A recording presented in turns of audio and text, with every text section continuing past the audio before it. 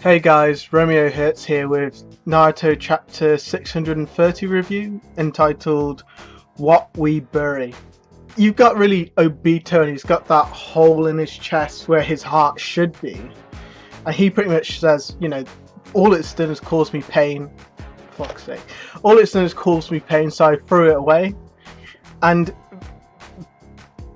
basically, I don't know exactly if he actually threw it away or if he's being figurative. I mean, if he's but he shows a taste of what Madara did to him, in that he brought up this kind of two false images of Rin and Obito when they were young, and Kakashi just doesn't fall for it. He's like, that they're in my heart. I don't need these false image bullshit.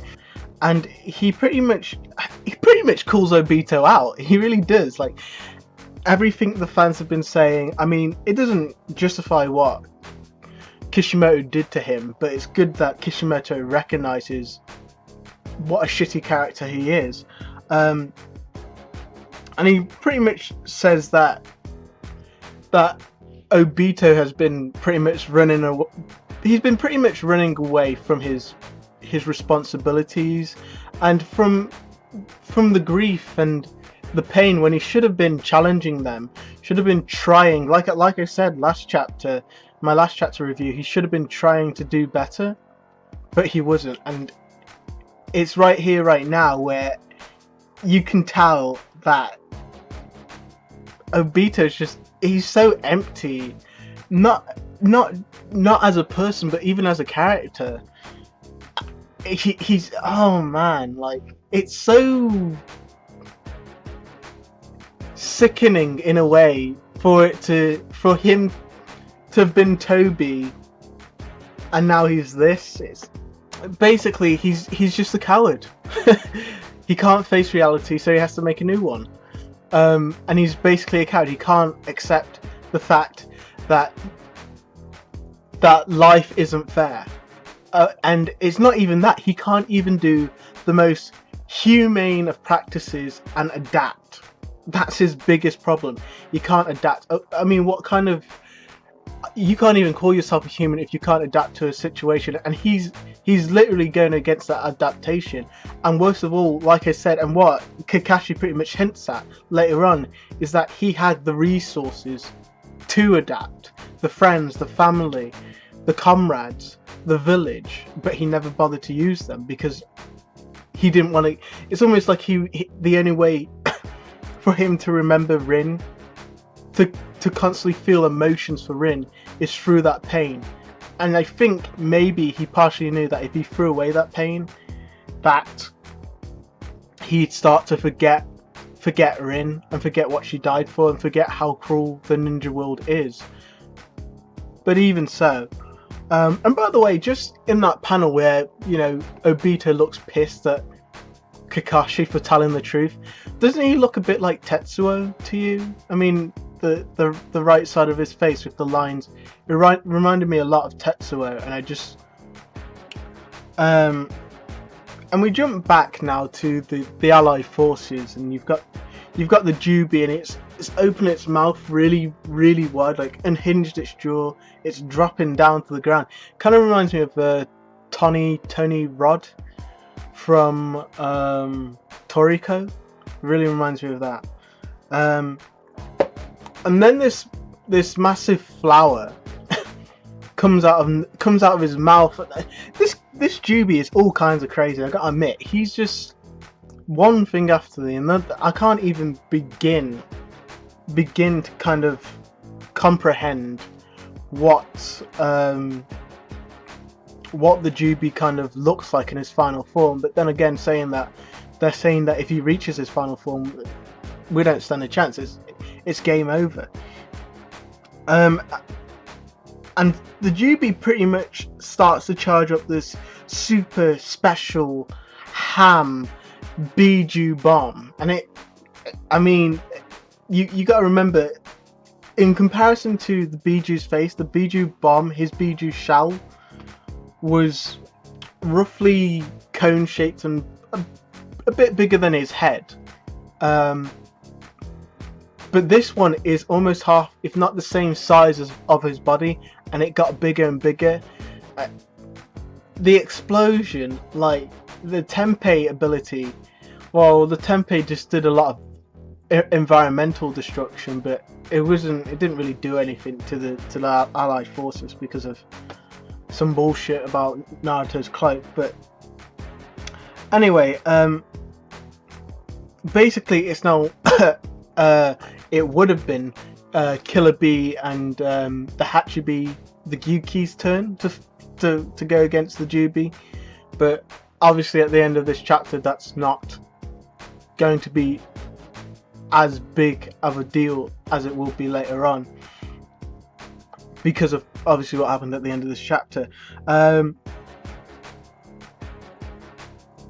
And Madara even says that, you know, the Jubi's going apeshit because of the chakra, the tail beast inside Naruto, whatever that means. I mean, does he mean just the chakra signatures? Because there's not, I don't get it, I really don't.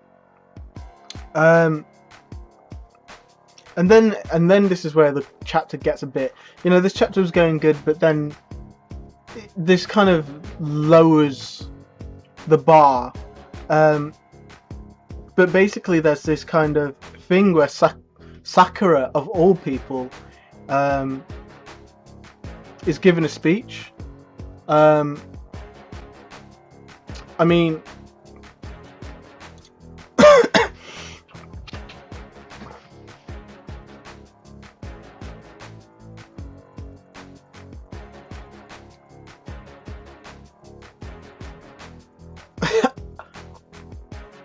I'm surprised anyone can take this bitch seriously. I really am, because she's the, oh man, Sakura, just shut up.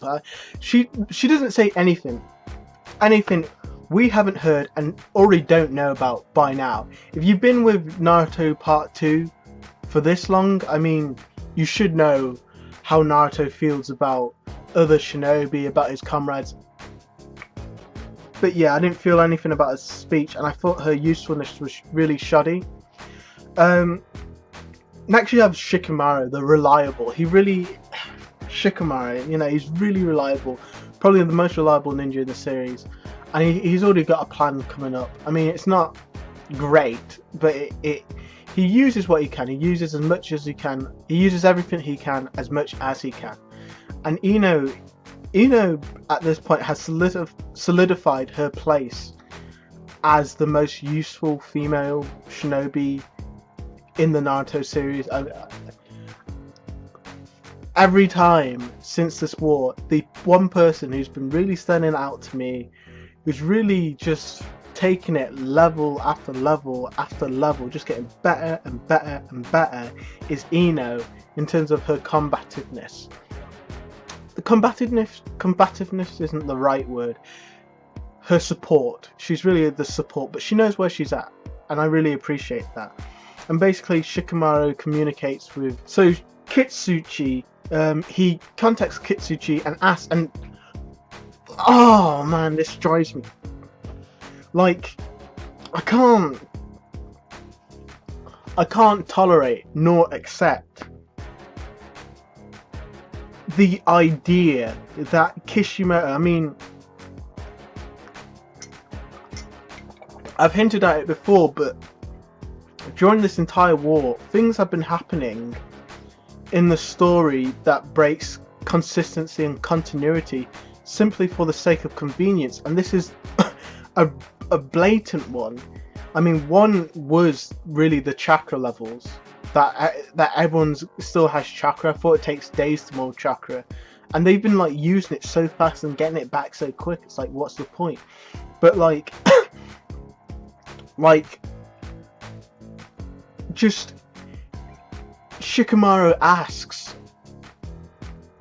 Kitsuchi to give him the seals to do a simple earth wall, and it doesn't matter if it's weak or not. The fact of the matter is, I think it said that a Chunin could learn one nature transformation, because that's Chunin to Jonin level, and a Jonin might be able to learn 1 or 2, implying that it's pretty damn difficult to learn 1, let alone 2. I mean, Kakashi, well, he's a different case. I mean, he has had a lot of experience, and he does have the Sharingan, so that gives him a lot of advantages. But this is ridiculous. I mean, they're molding, like, to change your nature that quickly, regardless of how weak you change it. I mean, I thought this was an army made out of Chunin and Jonin, but now it seems like it has to be an army made out of nothing but Jonin for them to be able to do this kind of this. And even then, it's just really hard to accept that they could learn this so quickly. Sasuke had to spend about 3 days, something of that nature, just to learn the Chidori, and that was just one lightning nature transformation. He already had the fire one down because he's just natural at it, and he had been taught it at a very young age, and he was a prodigy. But now everyone's better than Sasuke, who was a prodigy. I'm sorry, I just can't believe it. I mean, I said before I really need to lower my expectations for this series, but it's ridiculous. It really is. I just can't. Now I can't look at this story and say that nothing will happen out of the sake of convenience for the author, just to make it plausible. And the only reason he's doing it is because he's making his characters way too powerful. The enemies, Madara sitting on his ass when he could be taking out cats, Obito not spamming his Kamui and using his Rinnegan, the Jubi so powerful that Naruto gets his chakra back in minutes.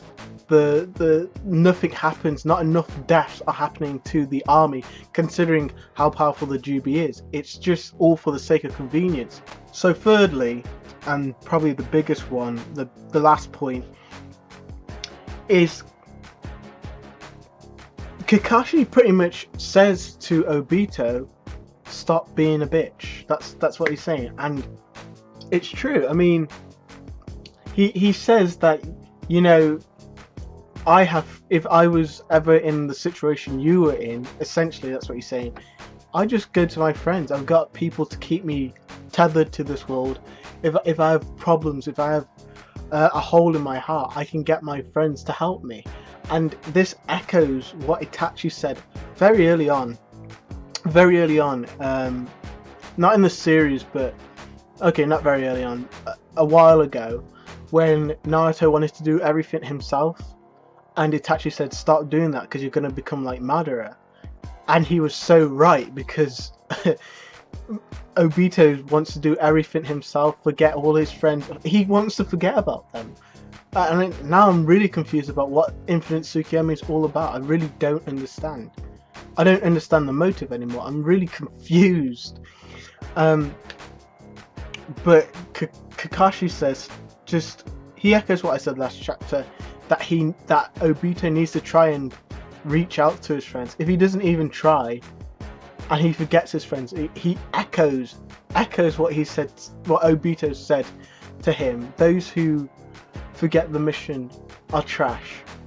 Those who forget their teammates are worse than trash. And then Kakashi goes even further. Those who forget the memory of their teammates are worse than that. And I think at that point it's pretty clear that words are over. It's time to kick each other's ass. And I really want that, because it's a lot of waffle, a lot of waffle. But I'm glad that the line has been drawn with Obito, and now I don't think there's any more characterization to be done. It's pretty much set in stone now, and I just want it to move on. And it should. I mean, what else can Kishimoto drag out of this conversation that he hasn't already done for the past 400 almost?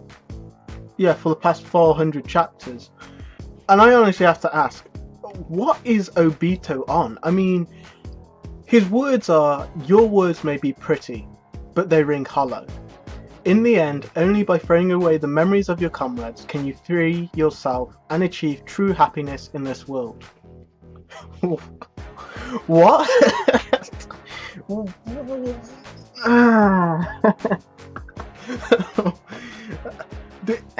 Does anyone find this just really pathetic? This guy is just... Obito is absolute trash as a character. He is so hollow. He is so full of shit. He is so...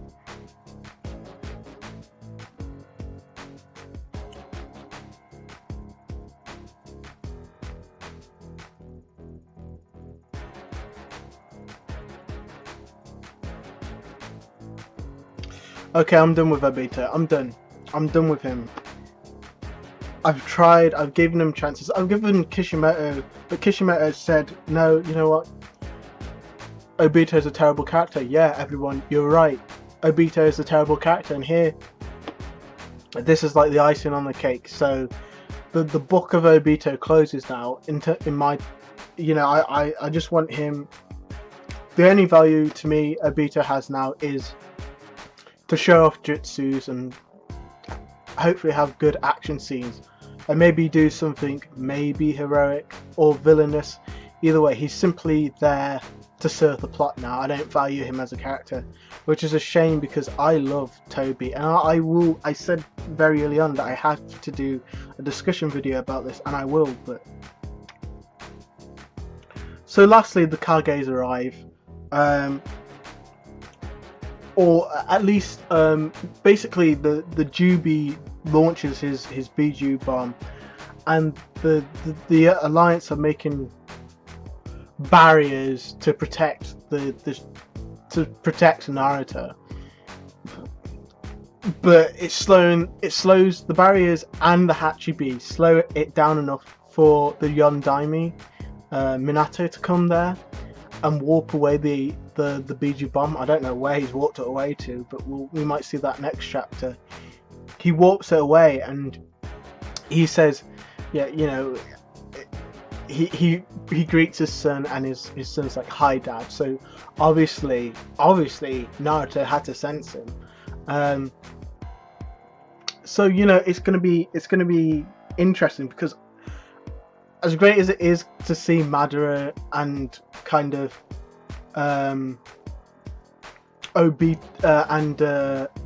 Hashirama and Tobirama unite into this conflict, I really am just looking forward to the Sasuke-Naruto interactions. If Sasuke's there, he might not be. And Orochimaru, that's going to be cool.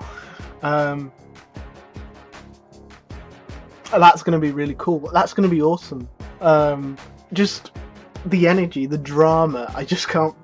I really want a lot of action because I haven't had enough. I really want them to start talking, but at the same time,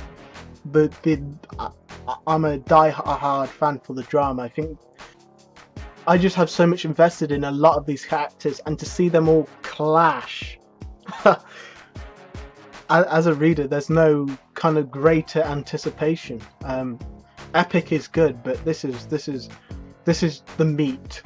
But like the flashback with Madara and Hashirama, there's a lot of potential for drama that Kishimoto just steamrolled over, and he might do it again. He completely ignored the carrying Sasuke drama that really should have ensued for Sasuke. He stabbed her in the chest. He didn't just stab her in the chest. He went back to kill her and finish her. So, but then all's forgiven. He's like, sorry, Karen, and Karen's all okay about it. And it's like, really, there's so much potential. And in part 1, Kishimoto wouldn't have walked away from that. In part 2, he really has. So I hope to see really good interactions. I mean, I know they've got the Jubi staring at them in the face, so they won't have a lot of time. And I really want to see what EMS Sasuke can do, because so far to me, EMS, considering how Obito seems to be able to do everything an EMS can, apart from Susanoo, I don't really see the value in getting an EMS at all, unless, yeah. So I hope to see some new powers because, yeah. So that's Romeo Hurts for today. Chapter 630, What We Bury. Really, what do I give this chapter? I give it, it was really good apart from Sakura, out of 10. So until next week, guys, see you later.